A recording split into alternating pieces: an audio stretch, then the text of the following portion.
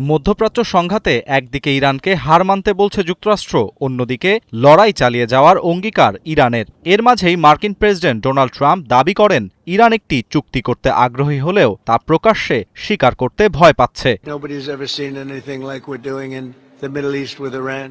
মধ্যপ্রাচ্যে ইরানের সঙ্গে আমরা যা করছি তা আগে কখনো কেউ দেখেনি। তারা আসলে আলোচনা করছে এবং চুক্তি করতে খুবই আগ্রহী, কিন্তু তারা বলতে ভয় পাচ্ছে, কারণ তারা মনে করছে নিজেদের লোকদের হাতে মারা যাবে, আমাদের হাতে মারা যাওয়ার ভয়ও পাচ্ছে।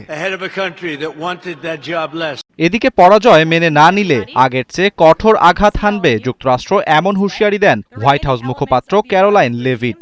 এর আগে ওয়াশিংটন ইরানকে যুদ্ধ বন্ধের জন্য 15টি প্রস্তাব দেয়, বিপরীতে ইরান জুড়ে দিয়েছিল 5 শর্ত। এদিকে ইরান যুদ্ধ শেষ করার জন্য যুক্তরাষ্ট্রের 15 দফা পরিকল্পনা প্রত্যাখ্যান করে দাবিগুলোকে অযৌক্তিক বলে আখ্যা দিয়েছে তেহরান। মধ্যপ্রাচ্যে চলমান যুদ্ধ বন্ধে যুক্তরাষ্ট্রের সঙ্গে বর্তমানে কোনো আলোচনা চলছে না বলে জানিয়েছেন ইরানের পররাষ্ট্রমন্ত্রী আব্বাস আরাকচি। বিভিন্ন মধ্যস্থতাকারীদের মাধ্যমে আমাদের কাছে বার্তা পাঠাচ্ছে ওয়াশিংটন। এর অর্থ এই নয় যে আলোচনা চলছে। যুক্তরাষ্ট্রের হামলার জবাব ইরান যেভাবে দিয়েছে তা বিশ্বকে দেখিয়েছে যে কোনো দেশই ইরানের নিরাপত্তার প্রতি হুমকি দিতে পারে না। উত্তপ্ত বাক্য বিনিময়ের মধ্যেই মার্কিন ইসরায়েল বাহিনী তেহরানের বিভিন্ন স্থানে হামলা চালিয়েছে। এছাড়া লেবাননেও হামলা করেছে ইসরায়েলি সেনাবাহিনী। অন্যদিকে ইসরায়েলের সেনা সদর দপ্তরে ক্ষেপণাস্ত্র হামলার দাবি করেছে হিজবুল্লাহ। ইসরায়েলের উত্তর ও মধ্যাঞ্চলের বেশ কয়েকটি জায়গায় ক্ষেপণাস্ত্র হামলা চালায় ইরান।